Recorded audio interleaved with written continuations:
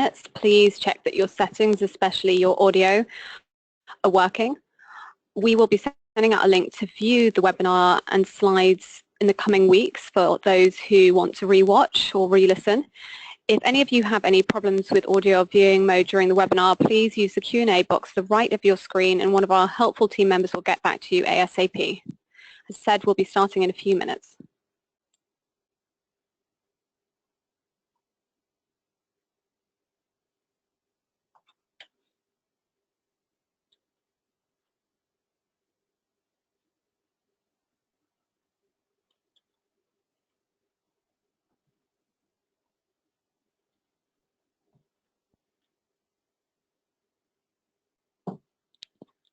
This is just a reminder that the webinar Controversial Speaker Coming to Campus will be starting in 2 minutes. Please check your settings, including your audio, and we hope you enjoy the discussion.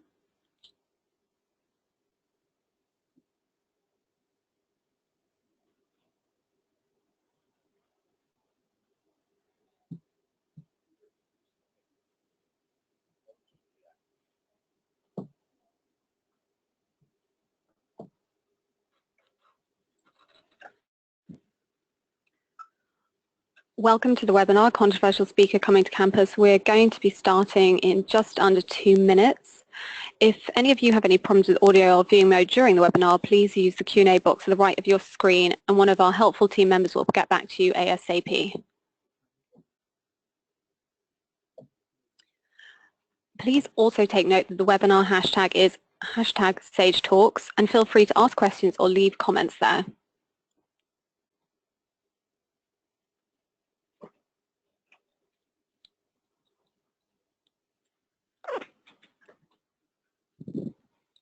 Academic freedom. Today's discussion features Mark Osler, Geher, and Judy Russell.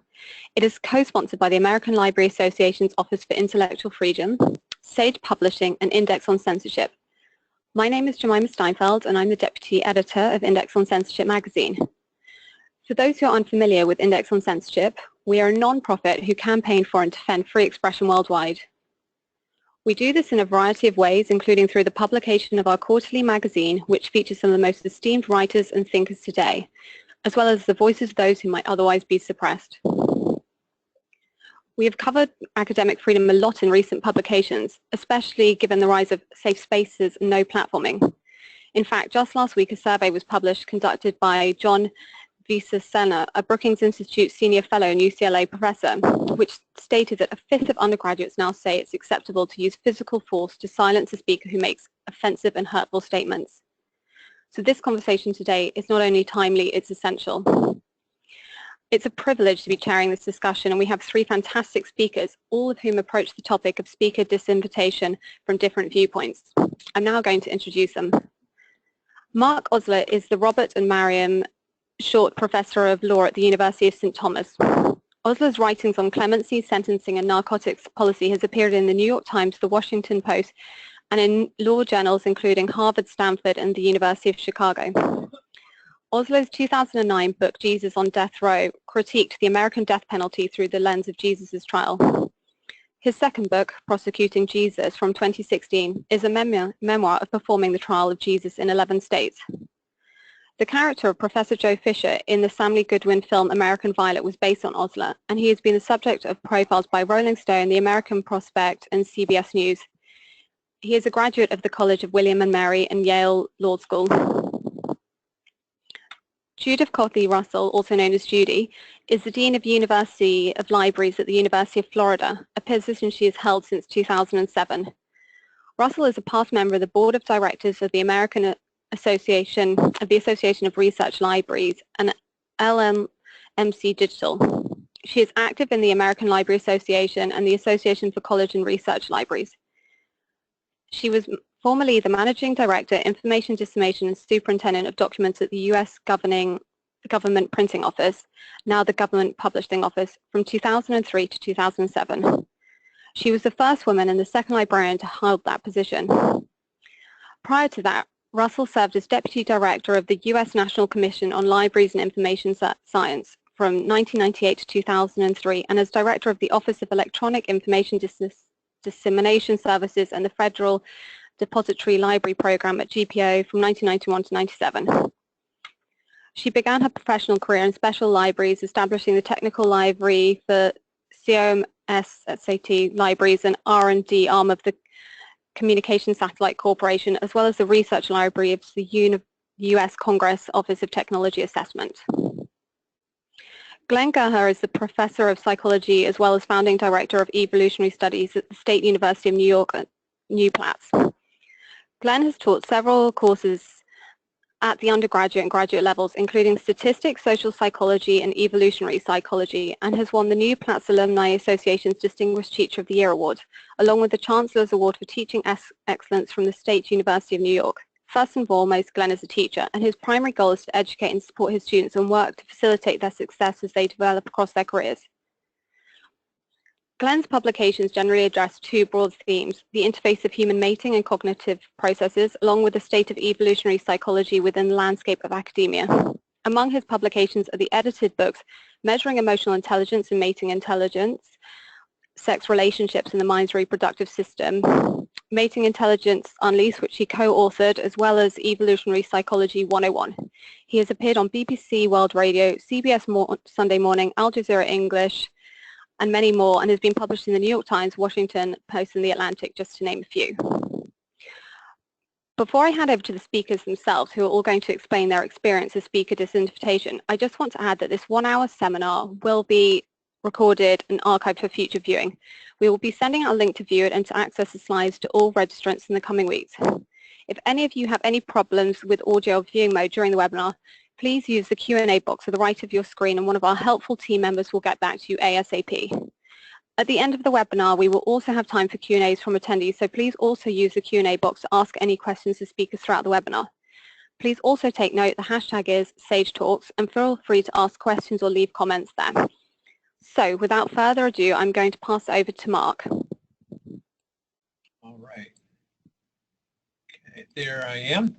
Thank you very much. It's a pleasure to be here. And just a little bit of background. I was a federal prosecutor in Detroit from 1995 to 2000. And during that time, a lot of what I did was prosecute crack cases. I left that job. I was a law professor actually at Baylor from 2000 to 2010. And after I left Baylor, one of the things I really developed was an interest in clemency, particularly federal clemency. Some of the same people that I worked to incarcerate, I realized that sentences were too long. And I viewed this as really vocational, as something that was central and faith-driven as well. In 2016, one of my collaborators on the death penalty project, Gene Bishop, spoke at Baylor's Chapel, which is held in Waco Hall. There's a picture there of Waco Hall full of people to hear Sandra Day O'Connor.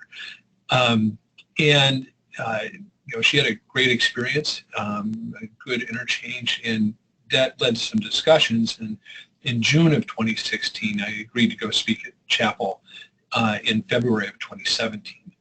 I was disinvited, though, in December of 2016. And to their credit, they were pretty transparent about why they were disinviting me. It wasn't mysterious. That the dean of Chapel cited two things, one of which was I had written an article in the Waco paper in which I challenged Baylor's stance on LGBT issues, and specifically discrimination against LGBT individuals. And the second was that I had written another piece in the Waco paper that related to the Baylor sex assault scandals, where I argued that they should have released the report in written form and made that available to the students. And so my talk was supposed to be about clemency, not about either of the issues that they objected to. And that, you know, that's somewhat unusual. I think a lot of times what the objection to is to the substance of the talk. And here it was more, you know, other issues that I was disinvited on. I was going to, my plan was to talk about clemency and specifically about one of the people that I fought to win clemency for, Ronald Blunt. We have a picture of him as well. And Mr. Blunt was incarcerated for a couple decades. He on a crack charge. He was grossly oversentenced.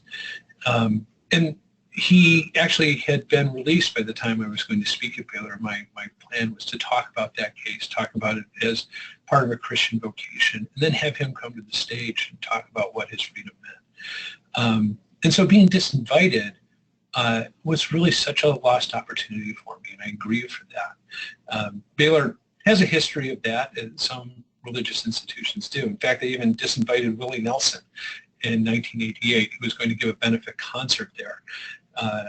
So when I reflect on this, a couple of the things that are difficult is the message that it sends, which is that if there's those we disagree with, even on subjects other than what the discussion is, we need to shun and reject them. And within the academic context, I think that sends a really damaging statement to our students, that what you need to do is protect yourself from people who may introduce ideas that are new to you.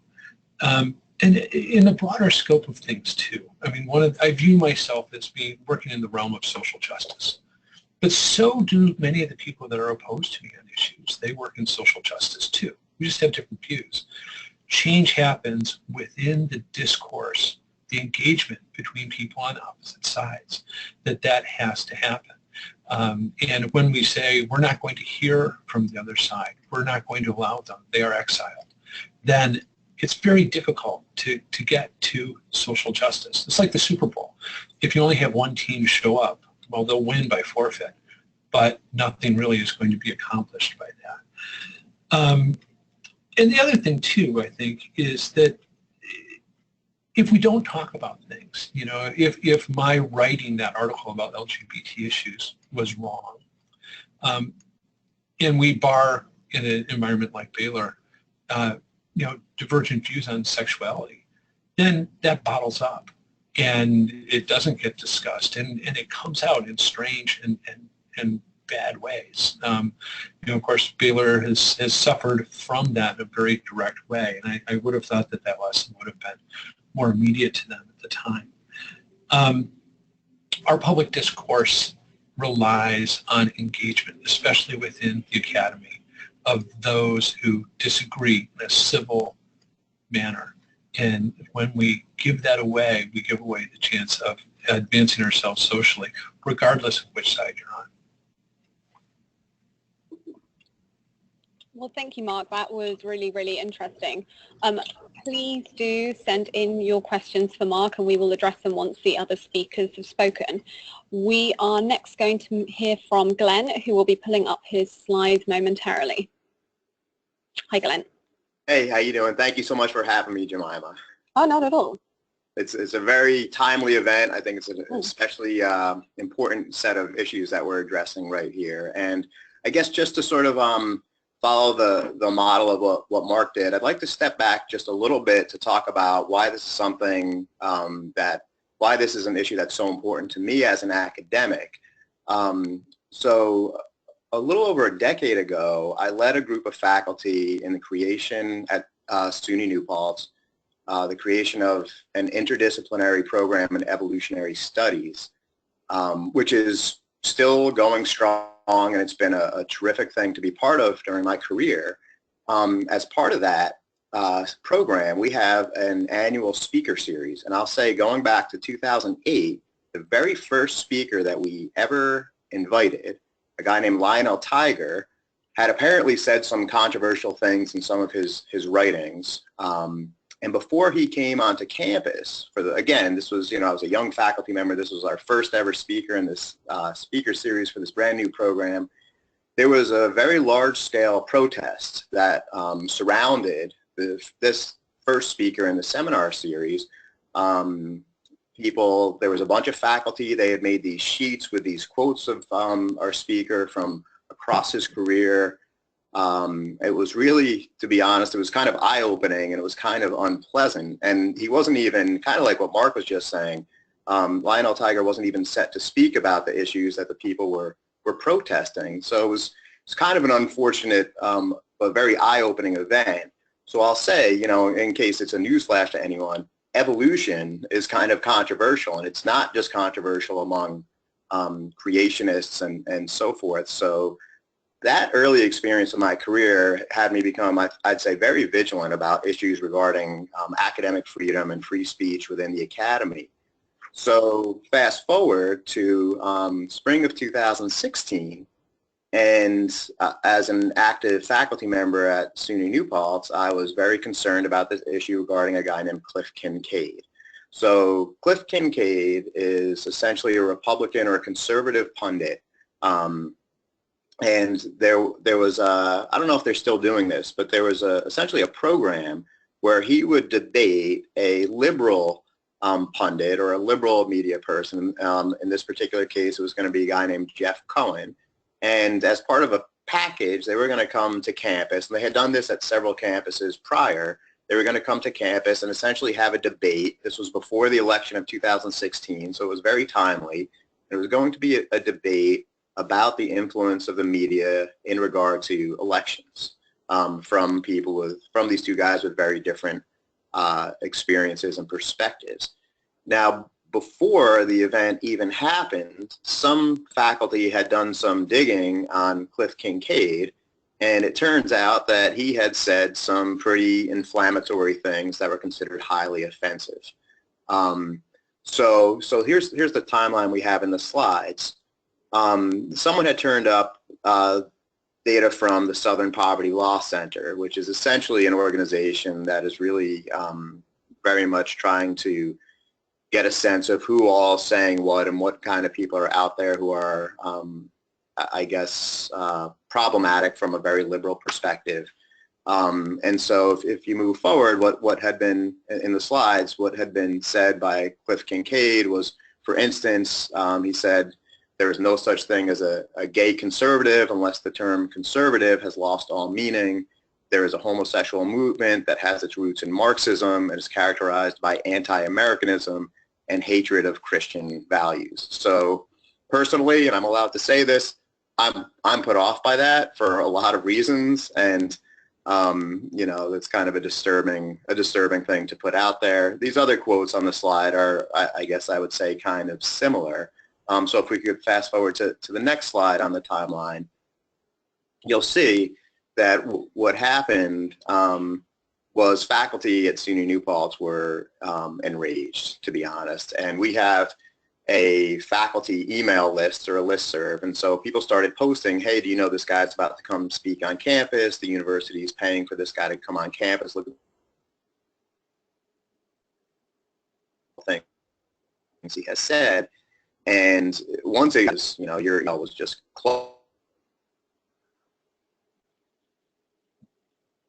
cluttered for the next several hours with lots of people saying, in the world is this person allowed to speak on campus, or these kinds of issues. And I'd say that within about 24 hours of the initial email, the student activities folks, who were the ones who had invited him, essentially had then disinvited him and said they were calling it off and they were sorry and this kind of thing.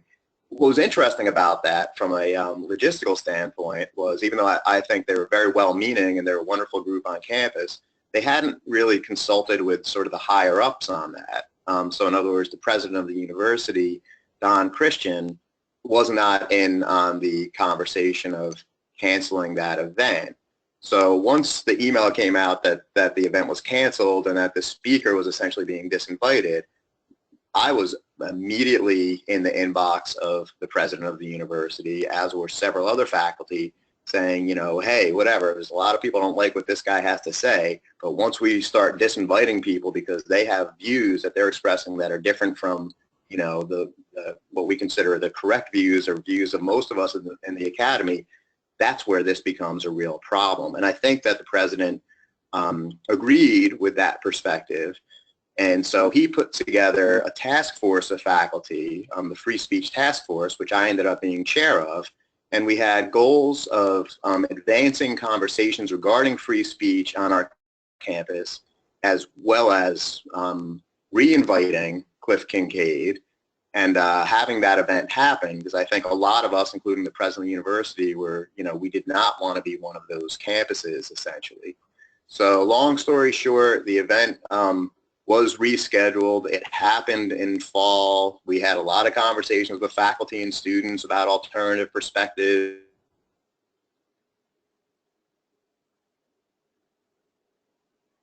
and civil discourse and all this kind of thing. It wasn't the most pleasant event I've ever been to, but it wasn't terrible, and I think that a lot of faculty felt like this was an achievement to have allowed for the multiple perspectives to take place. So that's essentially what happened at SUNY New Paltz, and I'd say that on our campus we're still having a lot of continued conversations about ideological diversity and free speech on campus. Thanks for sharing that, Glenn. It's really, really interesting to hear how the task force came about and an anecdote of a disinvited then invited speaker. I heard that we've got some great questions coming in already, so do continue to send them our way and we will get to them quite shortly. I'm now going to invite Judy to speak and present her slides. Thank you very much. I'm happy to be with you today. I will say that we're in a very different situation than either of the other two because our events are still unfolding here at the University of Florida. For those of you who may not be familiar with the university, we're a very large public university, truly a comprehensive university, although that's often an overused term. We have over 50,000 students in 16 colleges, so it's a very large campus. 2,200 acres, many paths, roads, and walkways in and out of the campus, so it's a very open environment, which has presented some particular challenges as we've confronted this. As you can see from this beginning of the timeline, the first announcement that we had on campus followed very closely on the events in Charlottesville when our president, President Fox, announced that the National Policy Institute requested space on campus to speak. So this was not a speaker who was invited by the university, but rather a speaker who chose to use the fact that we're a public institution to seek an opportunity to use our space for a presentation. And in making the announcement, President Fox made the statement I've quoted here, that while this speaker's views do not align with our values as an institution, we must follow the law, upholding the First Amendment not to discriminate based on content and provide access to public space. This resulted in a significant amount of comment from some faculty, students, and parents who insisted that President Fox should and could and should disinvite the speaker, notwithstanding his statement about following the law. As it happened, we had an academic dean's retreat already scheduled a few days later, and there was a good deal of discussion at that retreat about the implications of this, preparing for it, and kind of anticipating and understanding what might happen. In the end, on August 16th, the president put out another message in which he announced that he had decided to deny the National Policy Institute's request to rent event space. And he made the statement that the University of Florida remains unwaveringly dedicated to free speech and the spirit of public discourse. However, the First Amendment does not require a public institution to risk imminent violence to students and others. And I think that's very important, and I think the conversations that have been happening on this campus are very similar to the ones that Mark and Glenn have described. The fact that we should not be shielding people from discussion of ideas we may disagree with, and we should not be making these decisions based on trying to shut out ideas that we may not agree with. But nevertheless, in this instance, particularly because of what had happened in Charlottesville, there was a real sense that of imminent violence. We were asked to plan, and I was specifically asked to comment on what the library's role in this might be. We have 3 major library buildings that are in the heart of campus, 2 of them adjacent to the Plaza of the Americas, which is a central part of the campus, and 1 a block or so away adjacent to another plaza that's a major area of gathering for the students. And so I had requested and received permission to restrict admission to the libraries if this event occurred or if an event similar to this occurred in the future. We're a public university, we're in a small city. We don't have any restrictions to people coming in and out of the building, except during our very, very late night hours.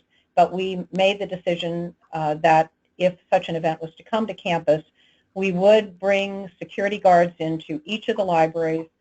We would, for a period of at least 24 hours before and after an event, have those security guards checking IDs of people who entered the building, which would be a significant inconvenience to our students and something they're not used to having to do, but nevertheless something we felt that was important so that the library, because it was adjacent to public spaces where these events might end up overflowing, would be a safe place for the students to retreat. And so those who were still trying to pursue academic requirements, whether it might be exams or papers they were writing or other things, would not be interrupted in that effort.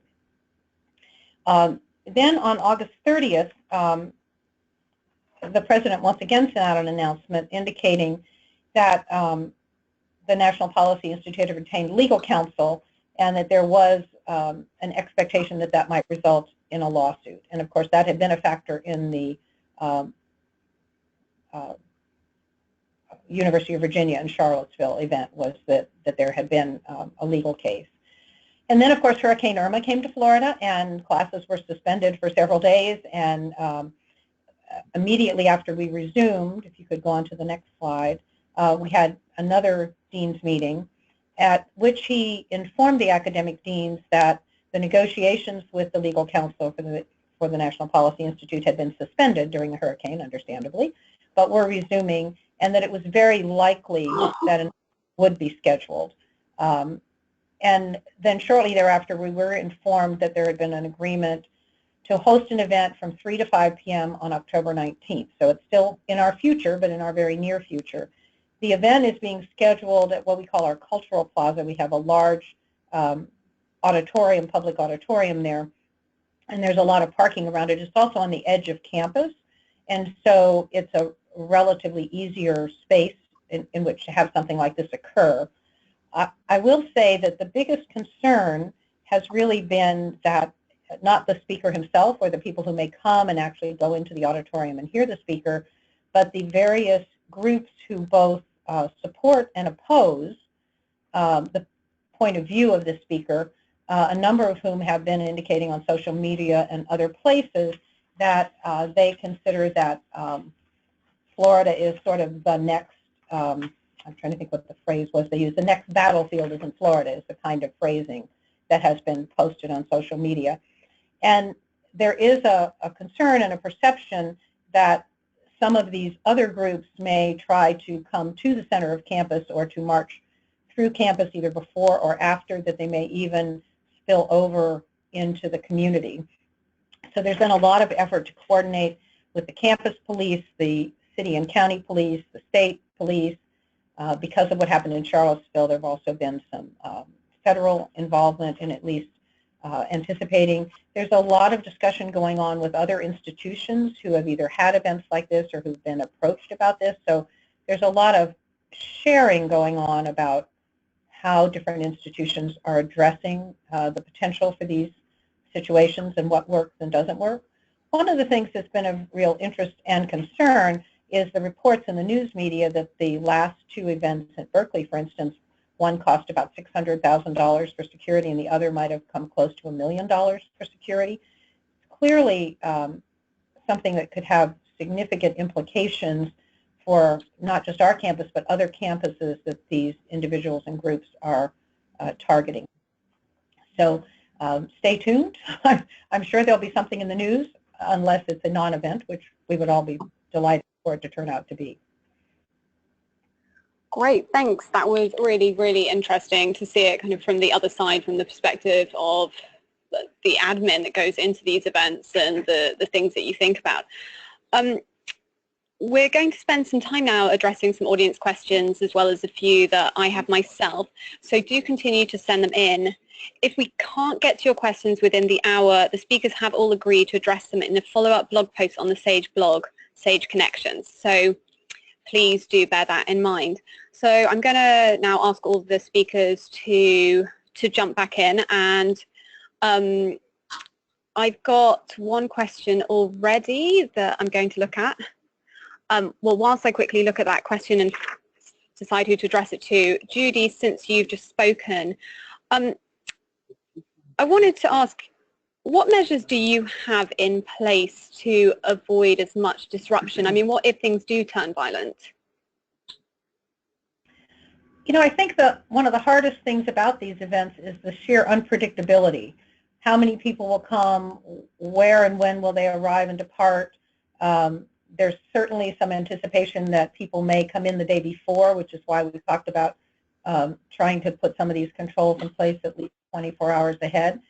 But essentially, we've got 50,000 students here in classes, and this will be a school day, and classes will be in session, and between classes there will be large numbers of students moving around the campus. And as I said, it's a very, very large campus, so it's not like you can close the gates and have a choke point through which you can filter people.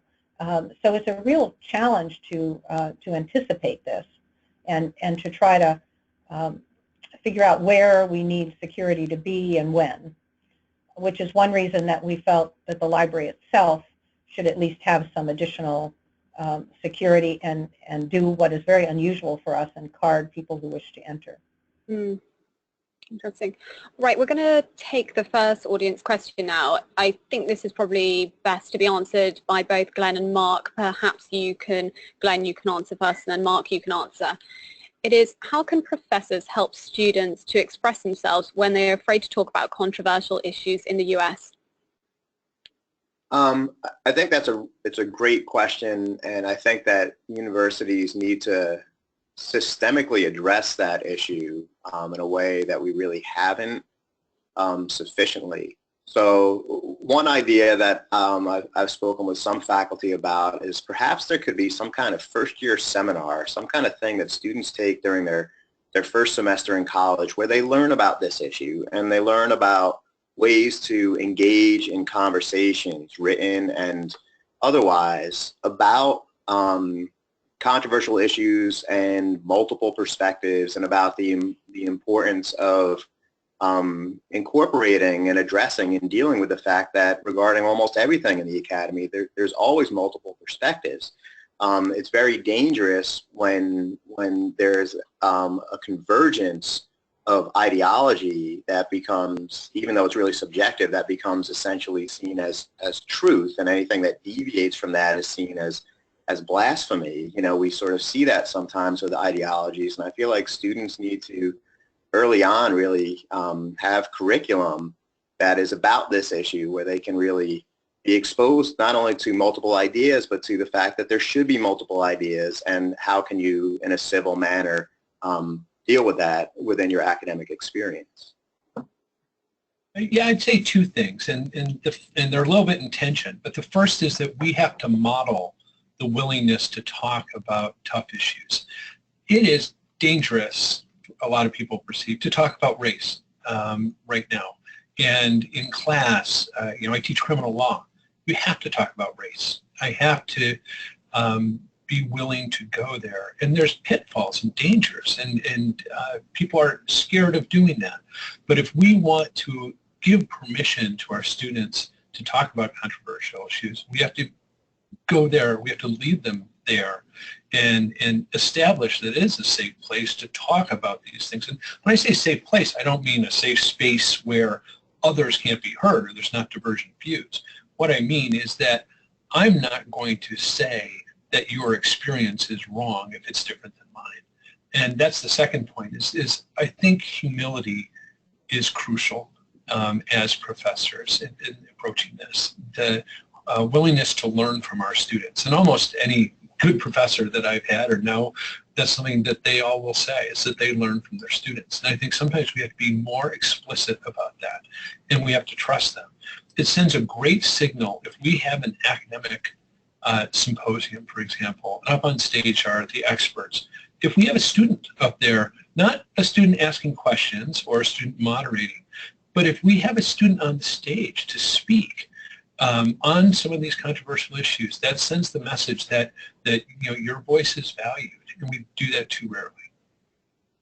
If I could add one thing too, one of the good things that has come out of this is that many of our student groups on campus have begun to work together and create a series of events, some small, there will probably be at least one that's a large event, that are specifically doing what Mark is talking about. And the fact that this is student-led and student initiative means that there is something positive coming out of this, because our students are learning how to address these things and how to allow for and understand the need to have discussion about difficult issues and to hear divergent opinions. And that's the one thing I would say is very positive about what's happening so far.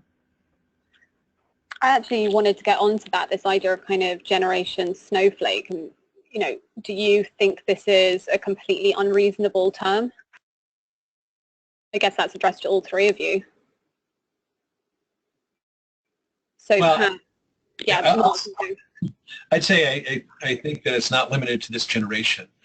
That the impulse to bar and push away those we don't agree with, I see in every generation right now. It's part of our political culture and our social culture. And to pin that on millennials when we've taught them that so actively is pretty unfair. Glenn, are you coming in?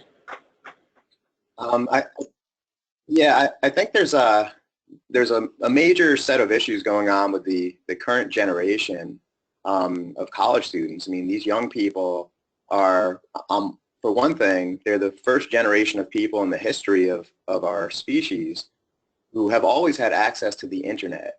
So we can call them the I generation, which is an interesting feature of these young people. So the people we're dealing with in college, there's a whole bunch of things going on with current college students right now. They're more likely to have mental health issues. They're more likely to have anxiety, depression. Counseling centers on campuses like mine and campuses all over the country are bursting. They don't have enough faculty. They don't have enough resources. It's hard to pinpoint, but there's a lot of unique features of this young generation. They're bright people. They're hardworking people, but there's definitely something going on where they're sort of being overly protected perhaps from an early age. I know that there's a great article by Jonathan Haidt in The Atlantic on this that came out pretty recently, essentially saying that the skills needed to develop resilience, to develop the ability to really just deal with criticism, really deal with multiple perspectives, and really to sort of deal with that. There's a lot of students now, a lot of young people aren't necessarily developing those skills. And I think that this idea of sort of turning off perspectives that you find offensive or insulting or something or just not appropriate, that kind of goes hand in hand with a lot of the things regarding the culture of these young people. And to some extent, it may be to their detriment because, you know, building resilience and the capacity for resilience is absolutely critical for healthy development. And to build resilience, you have to deal with negativity in your life. And I feel like there's a real tendency to just keep negativity away from these young people during their development. And I think that may turn out, you know, I don't use the word snowflake, but I think that there are some unique features of these people that may work against them in the long run. I've actually got an audience question which kind of relates to what you're saying, so I thought I would bring that up now and you could continue and then we could hear from Judy. And it's, have we as academics and librarians created this situation by the creation of safe spaces and safe speech, thereby deadening the ability to hear controversial viewpoints? We basically shot ourselves in the foot. Yeah, well, just go that far. Just to briefly elaborate on what I was saying, I do think that it's almost like the pendulum's gone a little bit too far, to the point that now there's so many things that are perceived as offensive. There's so many things that you're not allowed to say. I mean, there's words that as a professor, if I ever said it, you know, I know that would be it for me, kind of thing. I feel like the focus on creating exclusively safe spaces, you know, we want everything to be safe for our students. We want them to have the best possible opportunities. That's why we get into this business, to help develop these students. But when it goes, you know, so far that there can be nothing offensive or questionable or, you know, different than the mainstream way that these people are seeing the world at all, I think that it is partly working against where these people are wanting to develop. Mm. And I think that's true. I think we do want our whole campus to be a safe space and not to be carving out small areas. And yet, I think there is enough sensitivity among some of the students of the desire on their part to to have us facilitate some spaces like that where they do feel that it's a little easier for them to deal with these issues. But I don't think we want those spaces to then overprotect them the way Glenn was talking about, so that they miss out, that actually becomes more of the protective armor, if you will, instead of more of the opportunity to be exposed to other ideas. Just going back to the question, I think we are responsible, and to a large degree, and it's understandable to at some point. I mean, I can tell you that within my field of sentencing and criminal law, my viewpoint is pretty popular with students and most faculty. That, you know, I think that sentences have been too long with narcotics, that we need to address that. We need to make changes retroactive. And I can go and give a talk at most law schools, and it's going to be very popular. And I feel really affirmed. You know, people come up and say, that's great, here's what I think, and they align with me. And when I do that, I'm not advancing the ball. I am causing a problem. And there's a couple things that I need to do, and I try to be proactive about this. One is that if I'm invited to a place where people are going to agree with me, I try to bring somebody who disagrees with me with me. Over the past couple of years, I've been doing a series of debates on narcotics policy with an incredibly smart, articulate, longtime friend, Judge Richard Sullivan of the Southern District of New York, who's the head of the Southern District's narcotics unit for many years. And we've done this at Harvard, at Yale, at Penn, done it here at St. Thomas. We're doing it on October 11th at NYU. And so, you know, if I get that invitation, I'm going to say, let's make this a discussion and bring along someone who's frankly smarter than I am and has a divergent view. The other is, and this is difficult, we have to seek out hostile audiences. That if we want to, those of us that want to change something, if we talk to the people who agree with us, nothing gets done. If I go and talk about the death penalty at the Unitarian Church, I'm not convincing anybody. I've got to go to the Baptist Church in Texas, and that's hard to do.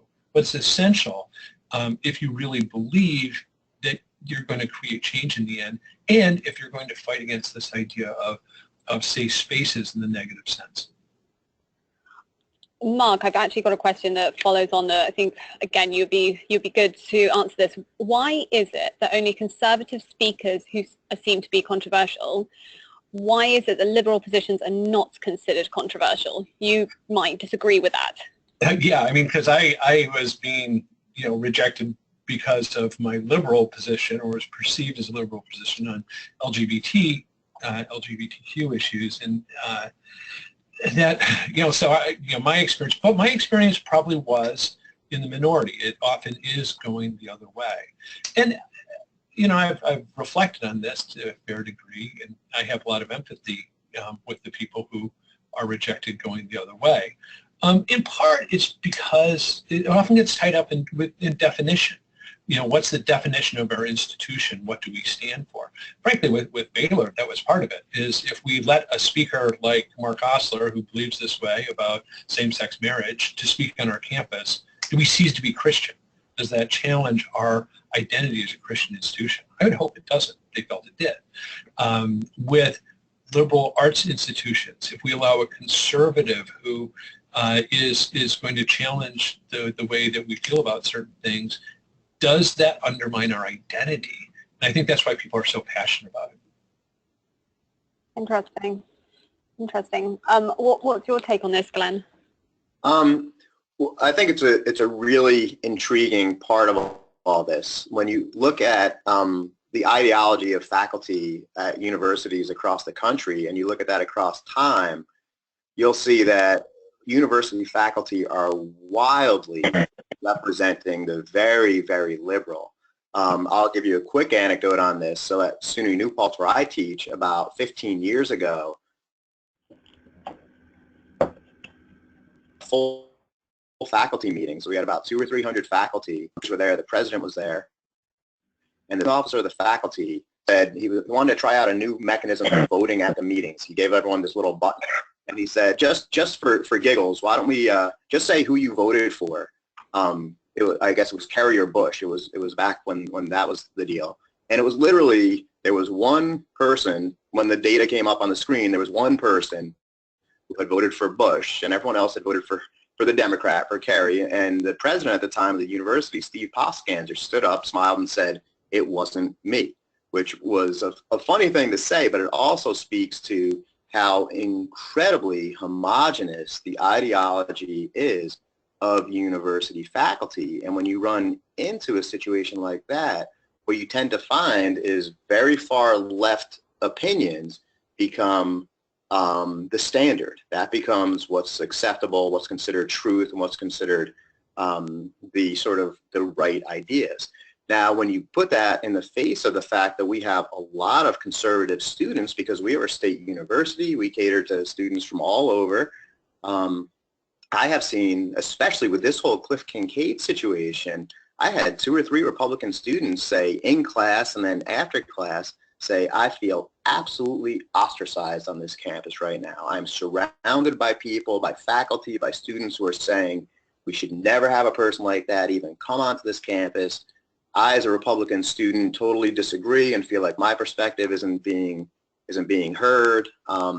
And you know, it's funny because when I bring this up to faculty colleagues of mine as a concern, a very common response I get is, "Oh, those wealthy white Republican people are people who've been privileged, and that's not where we should focus our concerns." And I'm going to tell you, I disagree with that. I understand that there are people based on backgrounds, demographic, ethnic backgrounds, socioeconomic backgrounds. Yeah, we have to be sensitive to that. But there are conservative people who come from demographically privileged backgrounds that are still our students, who are still people, and we still have to demonstrate respect and make sure that they are included as well. So I think that on university campuses, we really need to, whatever our own ideology, we need to step back and realize this is a civil environment, and we need to cultivate this as a civil environment for all of our faculty and students. And just quickly to follow up on that,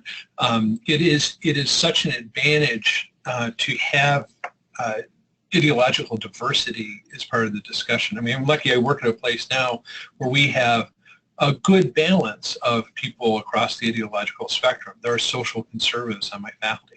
And that means that if I'm trying to understand the other side, if I'm trying to work from their principles and convince people, I can talk to people who will tell me what those principles are, where they're coming from. And that dialogue makes me a much better teacher and a much better advocate. Great, thanks. I'm going to take another question from the audience, but first it relates to a question I would like to pose to Judy, which is, I read that UC Berkeley have incurred at least $1.4 million in security costs since February, according to the New York Times. What I wondered whether is, does this make the invitation of controversial speakers something that wealthier campuses can take on compared to those with fewer funds? The UC president, Janet Napolitano, told the New York Times that paying for the security costs might not even be sustainable in the long run. So it gets concerning, as said, the question of, is it something for wealthier campuses? But also, does this mean that people just won't take as many risks with who they invite if they can't afford the security that it might entail? Well, and again, we did not invite Richard Spencer to our campus. He invited himself and sought to rent space here. But even that aside, that doesn't reduce the security issues and the potential security costs. And clearly, the whole, certainly public universities have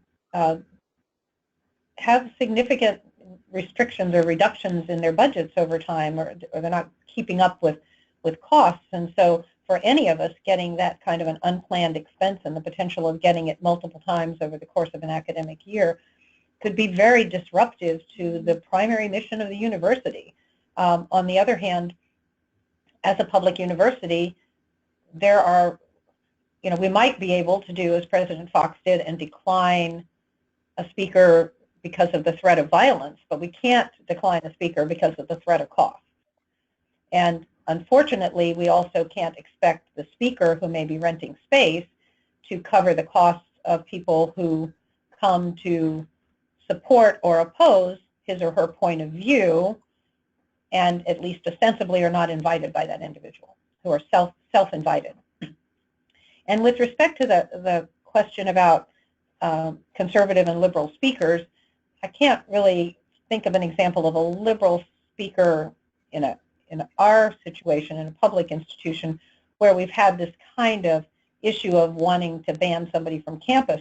But I have heard in these discussions about preparations that there are many more Antifa and people opposing Richard Spencer and his supporters proportionately coming. And so what you've got then are people who are representing themselves as having a liberal point of view, but in opposition to him, who are also coming prepared for confrontation and violence. So it's not in that sense, it's not a one-sided issue. Thanks. So I'm going to take another question from the audience. It is, when talking about freedom of speech, especially coming from a known hate group, is there a viable reason an organization can say no to letting that person speak? Is safety more important than free speech itself? I think Judy might want to take this first, and potentially both Glen and Mark will have views on this as well. Well, and as I say, that was the original reason for declining the initial request, and yet we have now agreed. And yet we have now agreed at Cup campus. We're picking up an echo. Yeah, I think it's got.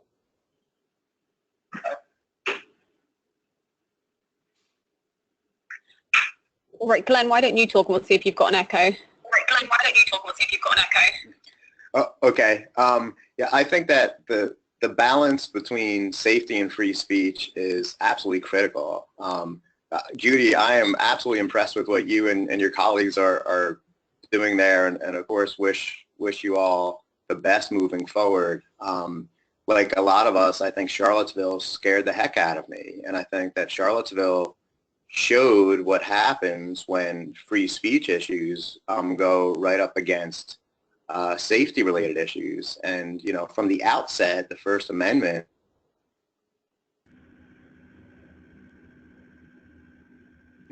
of the United States has always free speech right up against safety, you know. So we have free speech up to a point. Once there are viable threats to physical safety, that's where safety issues end up having to supersede free speech issues. And so I think that cost benefit needs to be exactly with these kinds of situations. You know, one thing to add into the mix on that is safety issues aside. Can you just wait 1 second? I think there's an echo. Yeah, we're getting that echo. I don't think we're getting that echo. So, but safety issues aside, which are important to take into consideration, I mean, first of all, no one should get hurt, is that hate speech doesn't fly very far, especially with young people. That if you bring it to the surface, you make it known, how unpopular those views are becomes pretty quickly apparent if there is a environment that doesn't threaten physical harm. Interesting. Okay, I've got another question coming through. It's a long one. So, what is your opinion on speakers such as Milo that slander current faculty in an institution that do not share his views with offensive language and name calling, and also encourage hateful discriminatory actions towards the faculty? I personally know that these faculty have received death threats from students as a result of Milo's hateful words. Should speakers like this still be invited to colleges and universities? And this is a question to anyone on the panel. So please, potentially Judy first, then Glen, then Mark.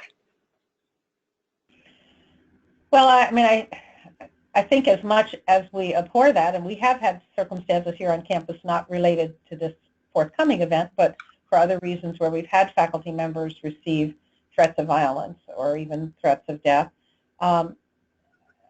Again, it doesn't really change the fact of allowing opinion, and you want to be sure that you're providing security for the faculty, security for the students, but again, it's still within the parameters of that individual's right to speak, although we go back to the you can't cry fire in the crowded theater.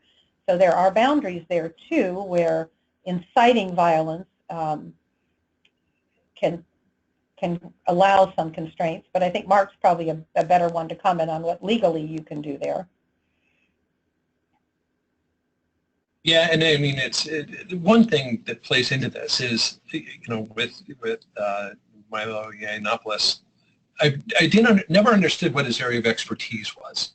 And that's a fair question too. It's like, if we're inviting people, we're going to invite people with expertise, and a lot of times that in and of itself is going to exclude, people with that kind of rhetoric, because they don't have expertise in a subject the way where there's going to be principled people on both sides who do. Now, if they invite themselves, they rent space on your campus, in terms of excluding them. That's when things get difficult in terms of that there's going to be court cases, there's going to be a fight over it, and the institution has to be very careful to be neutral in the way it sets out its restrictions.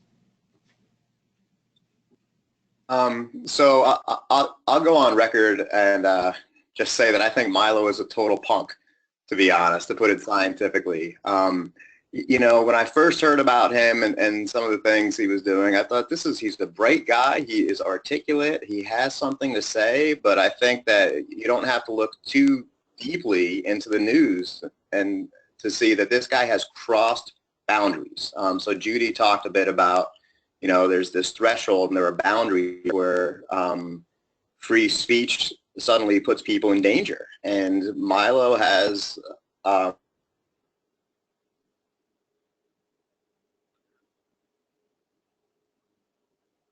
there's a strong record, a very clear record of him putting a limit in lots of people. And when you're putting people in danger, that's when you're crossing the line. And you know what? And he's done himself and whatever cause, and I agree with Mark, like, I don't know what his cause is and who this guy is, but whatever he is fighting for, I think that he's taken some actions that have really worked to the detriment of advancing his cause.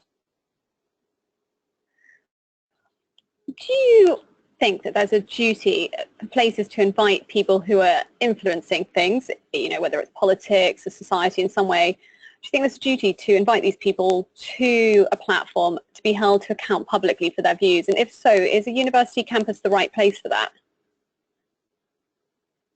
I think it can be a great place for that. One of the things that profoundly influenced the way I think about these things was something that happened while I was at Yale Law School. And that is that there was the Black Student Association invited one of Louis Farrakhan's deputies to come speak. And the Jewish students were picketing against the speaker as anti-Semitic in front of the law school. And I remember walking up, and the dean of the law school, Guido Calabresi, being amongst the picketers. I was unsure whether he was actually picketing or not, but what he was doing was encouraging all of them, okay, let's go inside and hear him now. Let's ask him the questions. Let's if what he has to say is so bad, let's go in and tell him that. And that's exactly what happened. That there is something really to be said. If there's someone who is having influence amongst a subgroup of our society, if those views become known to the whole, then the rest of us can encounter that as it grows. And that's something that we punt on if we don't sometimes leave ourselves open to that kind of engagement. Okay, yeah, I totally agree with that perspective, and I guess this kind of brings my mind back to Middlebury and the atrocities that took place there not too long ago, where a conservative academic speaker, Charles Murray, was set to give a talk, and the protest against him even speaking was so strong that, a faculty member ended up getting a concussion. There was all kinds of violence and threats of violence. And I'll tell you what, my students at SUNY New Paltz, what I try to teach them is I want you to learn how to think. I want you to learn how to communicate. I want you to figure out how to engage in civil discourse where you're capable of getting your point across in an effective way. And what I think we need to teach our students when there's a controversial speaker is you need to be able to listen to that person first of all, even if you fully disagree, and then you need to be able to communicate back to that person and to other people regarding those ideas. If we just, cover our ears and just tune out ideas because we don't like them from the outset, or we don't think we like them, or we think that the speaker said something on an unrelated topic 10 years ago that we disagree with, then we're really not teaching our students how to engage in civil dialogue, and that's what we need to be doing. Okay, great. I think that's one of the most disturbing things about the incident in Charlottesville and some of the things that we anticipate and hope don't happen in these other institutions where they may come, is that it's not civil discourse, that there are people who are deliberately participating in order to provoke and in order to create confrontation and violence. And what that does is it actually is counter then to exactly what both of you are saying, is that it obviates the ability then to have a civil response and a give and take and have any chance of actually changing points of view on either side. Well, because we are coming towards the close, I'm going to ask one final question from the audience, and I thought all three speakers could answer it very quickly. So your kind of gut reaction. So in your opinion, is the creation of closed groups and student clubs impacting the capacity to tolerate and interact with diverse worldviews? So Judy, if you want to start. So I will say, as I said a little earlier, that one of the really good things that has come out of this is those kinds of clubs are coming together and crossing these boundaries that they themselves have created to work together to establish events on campus that are more around supporting diversity, but unity and communication. So I think there can be some risk from those groups, but it's really wonderful to see how they've responded to this environment. I guess, quickly, I'm not too familiar with the emergence of these particular kinds of groups on campus, but I'll say that when students are getting together and taking steps to be open to ideas and to communicate with others and embrace intellectual diversity, which is part of diversity in a broader sense, I think that's just a good thing. I think it's important to recognize first where the impulse to have some of those closed groups is, and that is sometimes through a lack of diversity, racial diversity and things, where you've got a small number rather than a critical mass of people of color in some institutions. That said, a lot of times this is running up against what the academy is supposed to be, which is about the free exchange of ideas that leads to truth. And the best we can hope for is that we get to the point, both in getting different backgrounds and voices into the academy in the first place. There's not the desire to have closed groups that are seen as necessary. But the other thing is that if we have that crossover, whether it's a closed group or not, but identity groups, whether it be ideological, racial, whatever, is really worthwhile. I mean, I didn't get to speak at Baylor, but somewhere else I got to give a lecture that was jointly sponsored by the NAACP and the Federalists, and that was awesome. And what was great was the discussion afterwards and seeing the connections and the agreement that happened there. And that's what happens when we do it at our best. That's a really nice note to end on. Thank you, everybody, for joining us. And, of course, a special thank you to our speakers. In the coming weeks, please be on the lookout for an email that includes a link to view the entire webinar and slides, as well as answers to some of the questions that we did not have time to address today. Please, of course, stay connected with us on our blog, Sage Connection, for information about upcoming webinars. And do follow Index on Censorship on Twitter and visit the website. Thank you all. Thank you.